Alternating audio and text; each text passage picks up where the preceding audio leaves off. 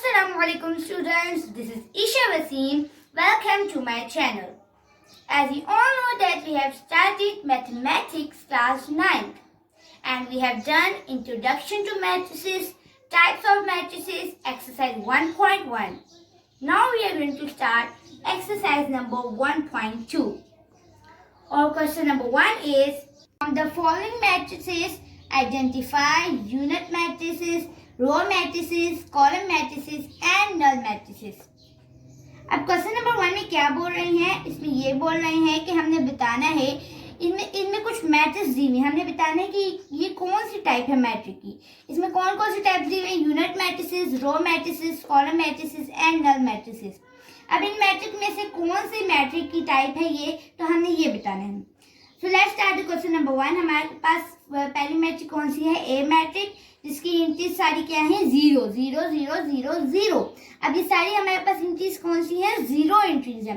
तो मैंने आपको क्या बताया था कि जब भी मैट्रिक के अंदर सारी 0 इंटीज होती हैं तो वो नल और 0 मैट्रिक कहलाते हैं। ऊपर नल मैट्रिक्स लिखा होता है इसलिए हम नल मैट्रिक लिखेंगे। Now B matrix is 2 3 4। सबसे पहले हम इसका ऑर्डर चेक करेंगे। 1 रो 3 कॉलम, इसका ऑर्डर क्या हुआ, 1/3। इसका ऑर्डर हुआ 1/3, it mean 1 row and 3 column.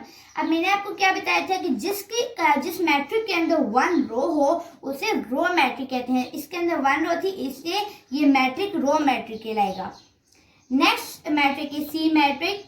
सबसे पहले अब हम इसका ऑर्डर चेक करेंगे। 1 2 3 रोज 1 कॉलम, तो इसका ऑर्डर क्या हुआ, 3/1। इसका ऑर्डर हो गया 3/1।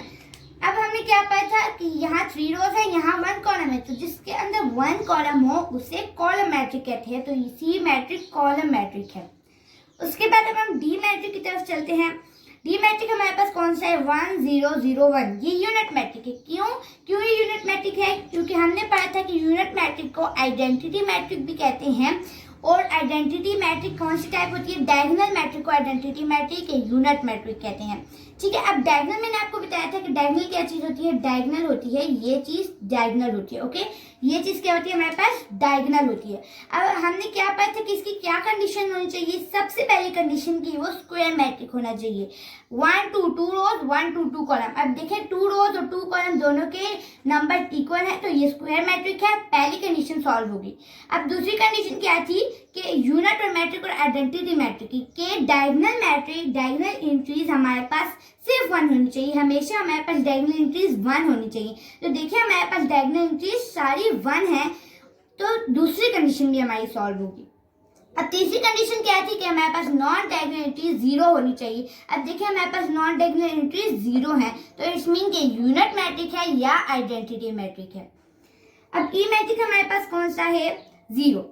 ठीक है, अब 0 मैंने आपको क्या बताया था कि जब भी मैट्रिक के अंदर एंट्री 0 हो तो वो नल मैट्रिक या 0 मैट्रिक कहलाएगा। तो this is null matric.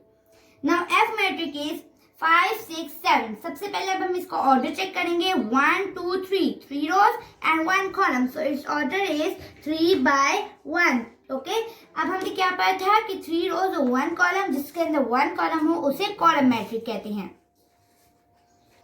Hope आपको क्वेश्चन नंबर 1 समझ आ गया होगा। Let's start question number 2। और question number 2 is, from the following matrices identify square matrices, rectangular matrices, row matrices, column matrices, identity matrices and null matrices. अब इस question में क्या कह रहे हैं, हमने बताना है कि इन सारे मैट्रिक्स की कौन सी टाइप है, ये सारे मैट्रिक किस टाइप की हैं। अब सबसे पहले हमारे पास कौन सा मैट्रिक है, -8 2 7 12 0 4। ये हमारे पास क्या है, मैट्रिक है। सबसे पहले हम इसका ऑर्डर चेक करेंगे। 1 2 2 रोज 1 2 3 कॉलम, 2/3 इसका क्या है, ऑर्डर है। अब मैंने आपको क्या बताया था कि जब भी रोज, नंबर ऑफ रोज और नंबर ऑफ कॉलम्स इक्वल ना हो तो वो रेक्टेंगुलर मैट्रिक कहलाएगा। तो ये मैट्रिक हमारे पास रेक्टेंगुलर मैट्रिक है। अब हमारे पास सेकंड मैट्रिक कौन सी है, 3 0 1। अब सबसे पहले हम इसका ऑर्डर चेक करेंगे। 1 2 3 रोज 1 कॉलम, 3/1। अब मैंने क्या बताया था कि जब भी किसी मैट्रिक के अंदर 1 कॉलम हो तो वो कॉलम मैट्रिक कहलाएगा। तो so this is a column matrix. अब हमारे पास नेक्स्ट मैट्रिक कौन सी है, 6 -4 3 -2। सबसे पहले हम इसका ऑर्डर चेक करेंगे। 1 2 2 रोज, 1 2 2 कॉलम, 2/2। अब इसमें मैंने क्या बताया था कि जब भी नंबर ऑफ रोज और नंबर ऑफ कॉलम्स इक्वल हो तो वो स्क्वायर मैट्रिक कहलाते हैं। तो ये स्क्वायर मैट्रिक है। Next matrix is 1 0 0 1। This is identity matrix. ये आइडेंटिटी मैट्रिक क्यों है?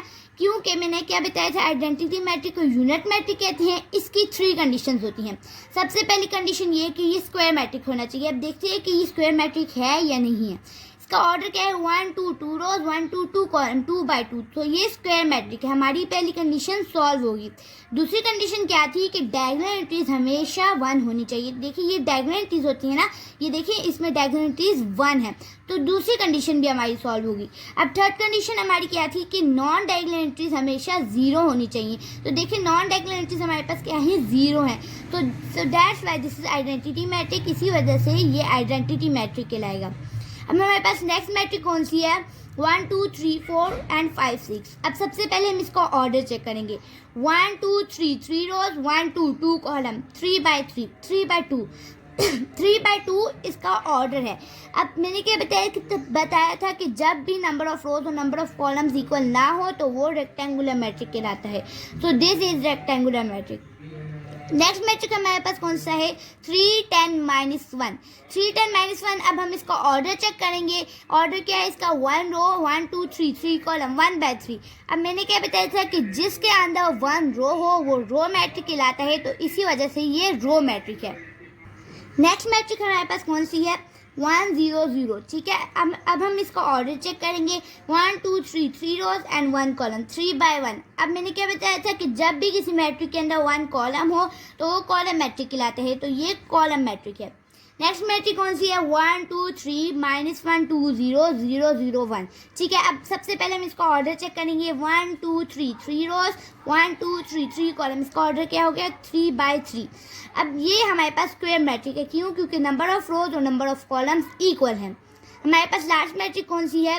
0 0 0 0 एंड 0 0। ये तो देखने से ही पता चल रहा है कि ये नल मैट्रिक है। क्यों? क्योंकि इसके अंदर सारी एंट्रीज 0 हैं।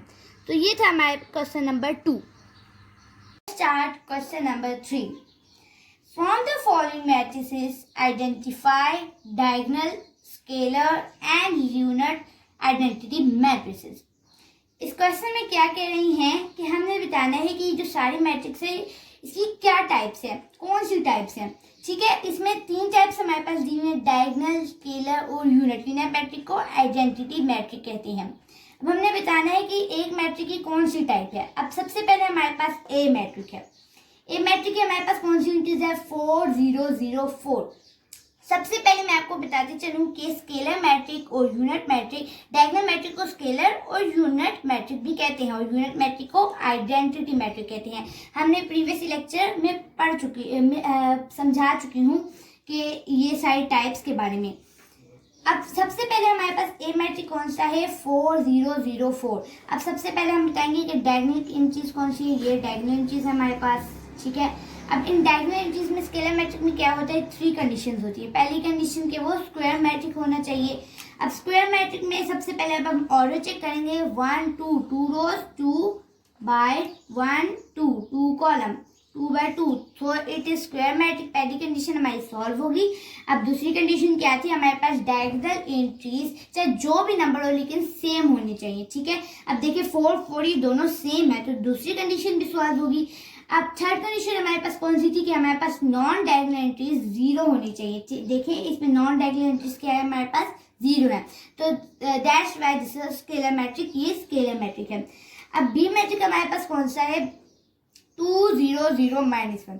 अब हम बताएंगे कि ये कौन सी टाइप है मैट्रिक की? ये डायगोनल मैट्रिक है। क्यों? क्योंकि हमने पढ़ा था कि डायगोनल क्या होता है? डायगोनल होता है ये हमारे पास डायगोनल होते हैं। ओके।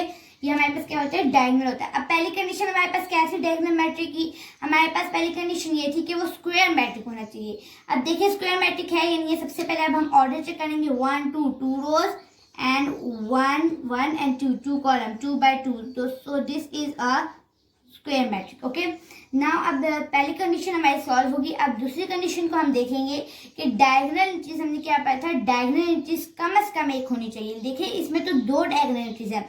चाहे जो भी नंबर हो तो हमारे देखिए कि दूसरी कंडीशन भी सॉल्व होगी क्योंकि इसके अंदर दो डायगोनल एंट्रीज हैं 2 - 1। अब थर्ड कंडीशन क्या थी कि हमारे पास नॉन डायगोनल एंट्रीज हमेशा 0 होनी चाहिए। तो देखिए नॉन डायगोनल एंट्रीज हमारे पास 0 है, तो इसी वजह से बी मैट्रिक डायगोनल मैट्रिक कहलाएगा। अब हम सी मैट्रिक को देखते हैं। सी मैट्रिक हमारे पास कौन सा मैट्रिक है? सबसे पहले हम इसकी वैल्यूज नंबर्स चेक करेंगे 1 0 0 1। अब ये यूनिट मैट्रिक है या आइडेंटिटी मैट्रिक है। क्योंकि मैंने आपको क्वेश्चन नंबर 1 में बताया था कि ये इसको डायगोनल मैट्रिक भी कहते हैं।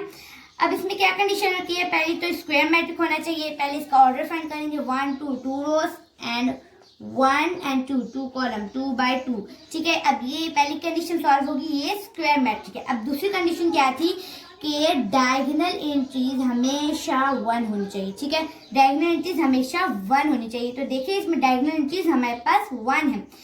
अब हमारी दूसरी कंडीशन भी सॉल्व होगी। अब थर्ड कंडीशन क्या थी कि नॉन डायगोनल एंट्रीज हमेशा 0 होनी चाहिए। तो हमारे पास देखिए नॉन डायगोनल एंट्रीज क्या है? 0 है। तो ये इसी वजह से यूनिट मैट्रिक या आइडेंटिटी मैट्रिक कहलाएगा। अब हमारे पास डी मैट्रिक कौन सी है? 3 0 0 0। अब ये डायगोनल मैट्रिक है। क्यों डायगोनल मैट्रिक है? सबसे पहले तो ये हमारे पास क्या है? डायगोनल एंट्रीज है। ठीक है, अब पहली कंडीशन हमारे पास क्या थी कि वो स्क्वायर मैट्रिक होना चाहिए। अब हम देखेंगे कि ये स्क्वायर मैट्रिक है या नहीं है। सबसे पहले हम ऑर्डर चेक करेंगे 1 and 2 2 रोज। ठीक है, 1 and 2 2 कॉलम 2 by 2। तो ये स्क्वायर मैट्रिक है, पहली कंडीशन सॉल्व होगी। अब थर्ड कंडीशन क्या है? दूसरी कंडीशन क्या थी कि डायगोनल एंट्रीज कम से कम 1 होनी चाहिए। देखिए इसमें एक डायगोनल एंट्री है 3। ओके, 3 हमारे पास क्या है? डायगोनल एंट्री है। तो इस मीन के सेकंड कंडीशन भी हमारी सॉल्व होगी। अब तीसरी कंडीशन क्या थी कि हमारे पास नॉन डायगोनल एंट्रीज क्या होनी चाहिए? 0 होनी चाहिए। तो देखिए नॉन डायगोनल एंट्रीज हमारे पास क्या है? 0 है।